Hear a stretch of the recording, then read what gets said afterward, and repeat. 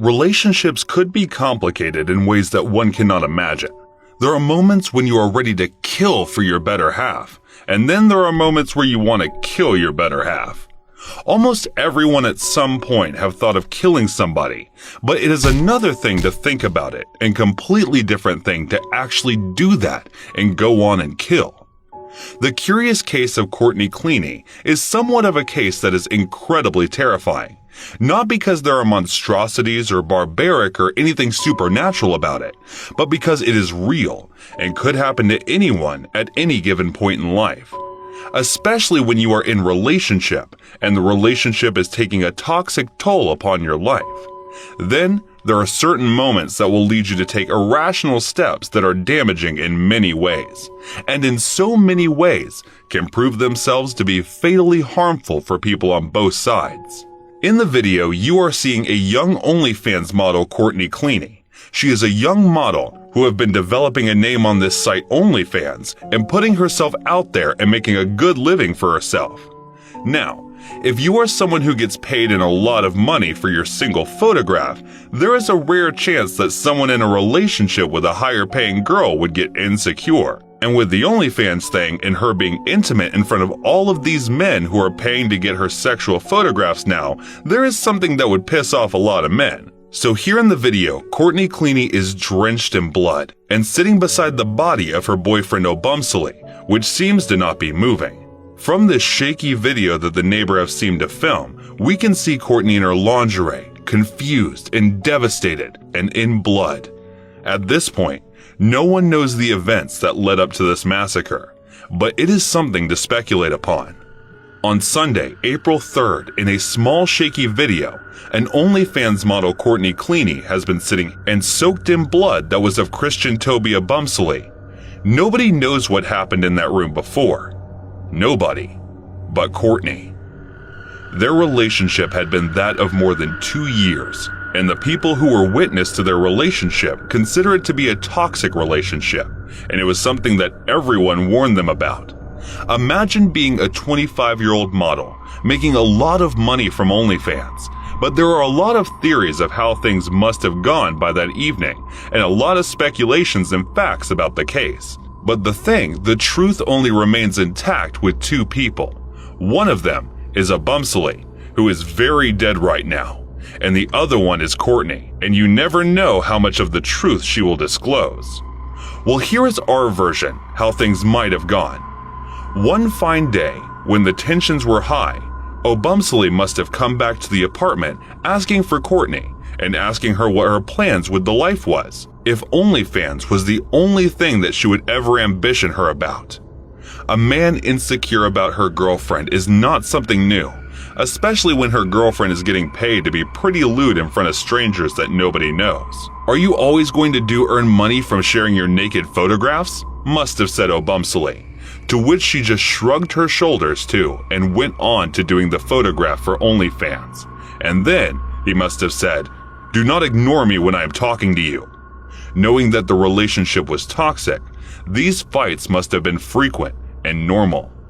But this time, something was definitely different, as he said, "Look at me when I am talking to you."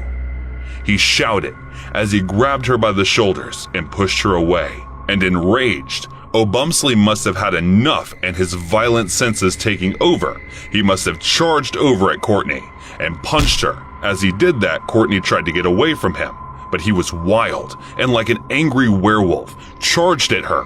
And as she ran to the kitchen countertop, she grabbed the knife. And as he was attacking her, she tried ducking away. And as she did in her self-defense, the knife pierced its way to his chest. And in return, Obumsely getting stabbed in the chest. Distraught, Courtney tried reviving him. Knowing that she was not able to, she called in the 911, and as she sat beside Obumsely, drenched in blood, and waiting for the police to arrive, she was both in shock and in sorrow. Even if the relationship was toxic, there was no way they would really be drastic and act in something of murder. Then, there is the version where Obumsely was the innocent guy, and Courtney murdered out for blood.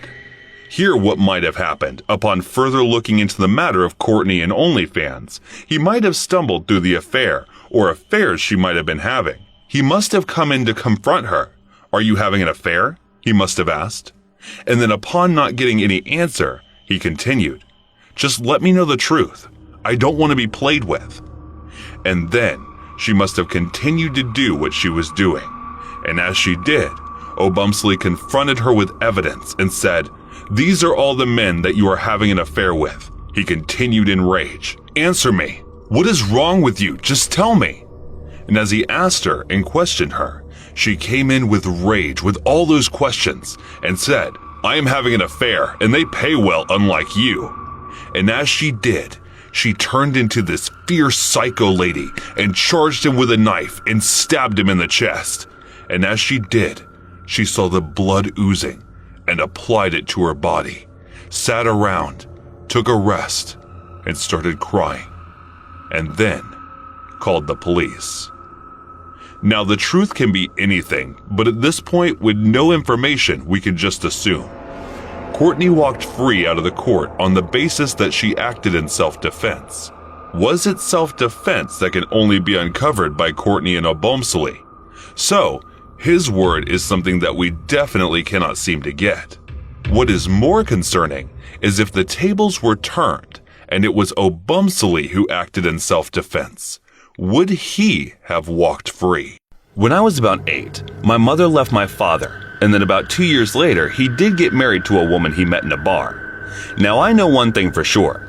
You do not try and find a life partner in a bar. The marriage happened briefly. I remember it was Vegas where they got married. I remember they left me with a neighbor. I still think Gloria was much nicer to me before my father got married. But when he did get back, I saw my neighbor Gloria just changed her behavior and never met me again. But as the new stepmother came in, the things got easier in the beginning. But sooner, it turned into ignored nudges, and then things got violent. And soon it started becoming regular, and then she would occasionally push me. But at times it seemed harmless. Time went on by, but it seemed like things were good, and then years in they started fighting. And then things got out of hands, as I would see them almost being separated, and it felt really weird to live in the house with them at that moment. I would walk in on stepmom crying all the time and drinking, and my father would stay away for days. I was 12, and their marriage was looking like it was going nowhere, and I was in the middle of it, ignored. Eventually, things got way out of hand. My stepmom one day got up while crying, came to my room, and started beating me endlessly, and said that if I can lay hands on my father, she will definitely go crazy on me. She would beat me, and then later on my father would come in and then see that I'd been beaten, and then go on and beat stepmother. I would cry endlessly and try to seek help from Gloria, but she just wouldn't care. Until the day she opened the door, as she heard gunshot noises coming out from my household, and as she did, I entered holding my stomach with blood coming out of it. My stepmom chased as Gloria did close the door, and we stepped away from it. Thankfully, out of the 6 bullets that she shot at me, 1 hit me and all the rest missed. Gloria called in the 911, and the police came and took my stepmother away. And upon my complaint, my father too was arrested. They were giving me to the foster care when Gloria stepped in and became my legal guardian, helping me out in the time. Neither my father nor my stepmother were there. Rather, it was my neighbor Gloria being there for me. Hey guys, thanks so much for all the support. If you haven't subscribed to the channel yet, please feel free to do so. I had an exceptionally upsetting incident on my 3rd job house sitting. To help you understand why it affected me so much, I should probably tell you about myself. I grew up in a single-parent home. My mom has always been a loving and understanding parent, but I think she felt pressure to find a new husband. My dad left us soon after I was born. She began dating almost immediately. This pressure caused her to make a lot of bad choices. She did the bar scene, constantly bringing home a new man. A few would stay, but not for long.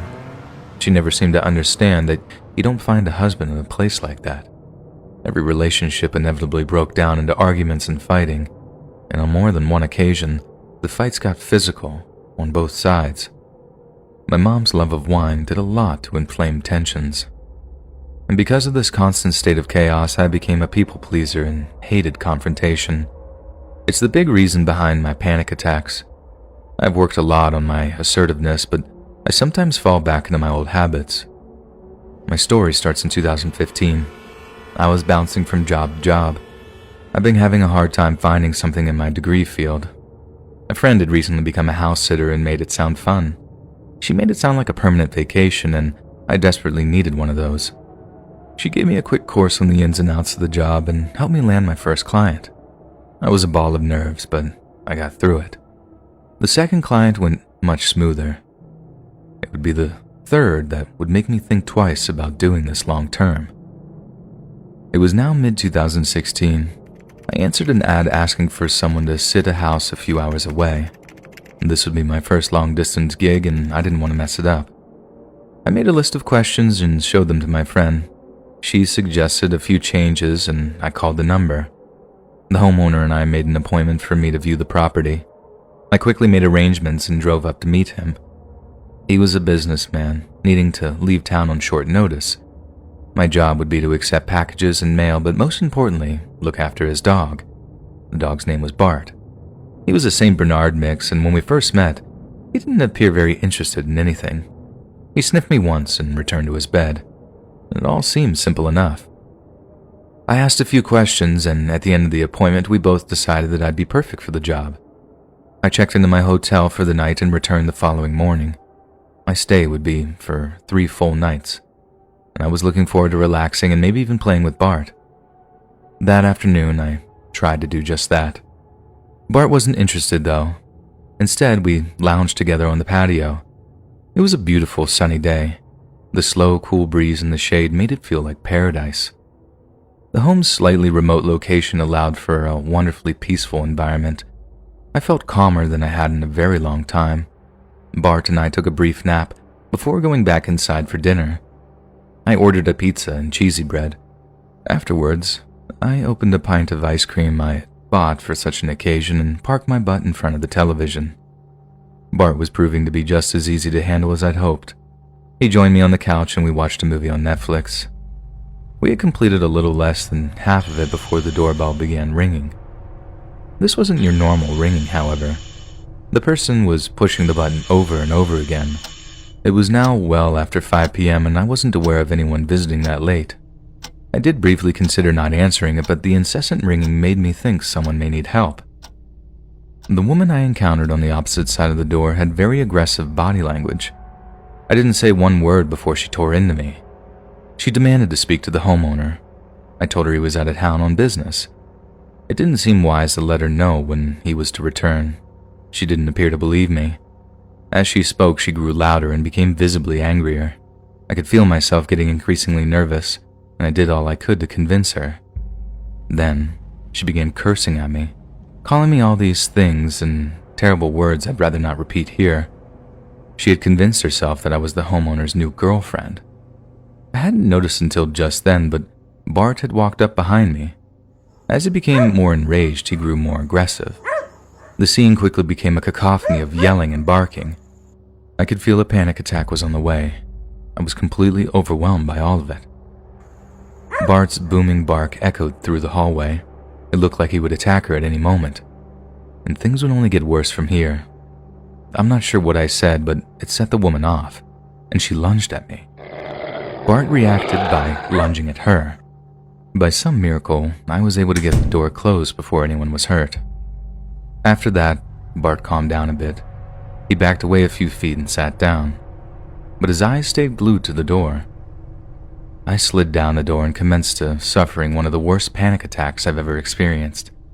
The woman continued screaming and pounding on the door, and I was sure that I was dying. To his credit, Bart stayed where he was and did nothing. And minutes passed and I was able to get enough control of myself to call the police. The operator did a fantastic job of talking me down. The police arrived and I made it clear that she attempted to assault me. The officers were understanding and took the woman away with them. I'm not sure if he was formally arrested, however. I was still very shaken. I was a heartbeat away from running back home. In any matter, I had to notify the homeowner of what had happened. He was extremely apologetic and begged me not to leave, but against my better judgment, I agreed to stay. Like I said, I tend toward being a people pleaser. Admittedly, leaving Bart alone after he tried to protect me would have been cruel. We finally agreed that my fee would be doubled. It did feel like extortion, and I knew it may affect my reputation, but I'd already decided this would be my last sitting job, so I accepted. I'd need all the money I could get until I found a new job anyway. The next 2 nights were calm and quiet. Bart stayed by my side the entire time. It made leaving that much harder. The homeowner and I had a brief conversation the morning he returned. He was still very apologetic and explained what may have caused the situation. He and the crazy woman had been dating, but he ended it because of her suspicious and controlling behavior. I didn't inquire any further. I got the impression he was very embarrassed by her. I'd already been paid, so nothing was keeping me around any longer, except for Bart. I bent down and gave my hero a big hug and kiss on the nose. I could already feel the tears welling up. I didn't want to make a scene of myself, so I said goodbye and jogged away to my car. That was the worst and the last of my brief career in house sitting, and I'll miss it for a second, and as for Bart, that's a completely different story. After about a year of using the dating app Hinge, I'd pretty much worked through every girl on there. I'm not saying I had much success, but since my preferences were kind of narrow, there weren't all that many potential matches for me. I'd check Hinge every so often to see if there were any new faces, but the vast majority were girls I'd seen before, having deleted their accounts before making new ones, and any actual new faces just didn't seem to do it for me. That's when Coraline appeared in my Discover section. Her name wasn't actually Coraline, but since this story does get kind of personal, I'm going to change some names to protect the innocent. Every so often I'd see a girl on Hinge that'd provoke an audible wow from me. Coraline, or Coral for short, was one of them. At the risk of sounding a little ignorant, when I first saw her, I thought she might be like half Asian or something, but it turned out that she had some indigenous Mexican blood in her, and her grandma was from the native Nawa tribe. The point was, she had this unusual but undeniably attractive look about her, and with her dip-dyed shoulder-length hair, I found myself instantly captivated. But as I scrolled down, I saw one of her prompts said, "You should know, I was in a car accident and I have some neurological disabilities and scarring as a result." That kind of came out of left field for me, and I found myself confronted with what I suppose is my own bias. I was so game to ask this girl out, but I honestly hesitated when I read the thing about her disabilities. And I mean, why?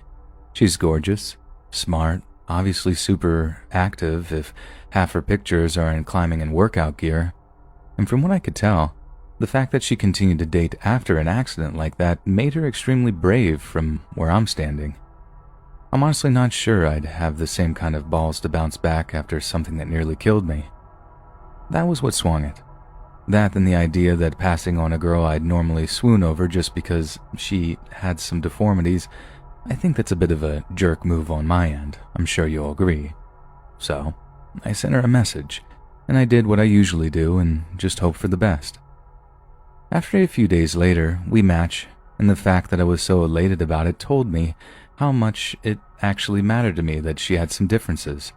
I was excited to talk to a charismatic, brave, and beautiful young woman whose attitude towards her own adversity was frankly inspiring for me. At first we talked about literature and traveling, and by the time she used the word petrichor in a sentence, petrichor is the earthly scent produced when rain falls on dry soil, I was practically throwing my phone number at her, and luckily for me, she was actually keen on continuing the conversation. Texting and voice notes soon progressed to organizing a first date, and we met for coffee and donuts one rainy afternoon, fixing all of the world's problems over the course of like a 3-hour conversation. I didn't even try to broach the subject of her accident. I figured that she'd talk about it if or when she was ready. But as she said, she had this policy of fail fast, and if I couldn't deal with her disabilities, there was no point pursuing anything. She showed me some of the scarring in her hairline and some of the scarring on her shoulder too. The accident had left her unable to lift her left arm above her shoulder height, but perhaps the thing that had the biggest impact on her life was the night terrors. Coral mentioned how she'd gotten her panic attacks under control with therapy and medication, but that residual fear seemed to have just confided itself to the nighttime. She said it was one of the biggest things that held her back from getting back to dating after the accident, and she'd often worried she'd have an attack of night terrors after being intimate with somebody. I'll be honest, I kind of worried about that too. Not so much because it would freak me out. I totally get why she had nightmares after a major car accident, but she was terrified of embarrassing herself, as she put it. So, I did something entirely against my instincts, and waited like 2 months to try and seal the deal, so to speak. I waited until I was entirely sure she was comfortable around me, sleeping in the same bed and all that stuff, and only then did I invite her back to my place to make the next move. I promise I won't go into any unnecessary detail, but it was wonderful, and even with the scarring she hated so much, she was beautiful. And as we fell asleep in each other's arms, I started to wonder, what was I so worried about in the first place? I wake up in the middle of the night, roll over to check my phone, and it's about 3 a.m. It's perfectly quiet, so Coral hasn't had night terrors or whatever, so my first thought is like, she's comfy and asleep. Awesome. I roll back to try and spoon Coral a little and find that there's no one there. I figured she's just in the bathroom or whatever. I have an ensuite. But there's no lights on and no noise coming from it. I check the floor next to the side of the bed where she's tossed some of her clothes and they're gone. And only then, in my half-sleep, half-drunken state, do I realize she's bailed while I was asleep. I mean, it hurt. I'd never had a girl get up and leave in the middle of the night like that, but before I even had time to process it, I heard the front door of my apartment rattling. So little side note, I live in this really terrible Brooklyn apartment at the time, one where the door wouldn't stay shut unless you actually locked it from the inside.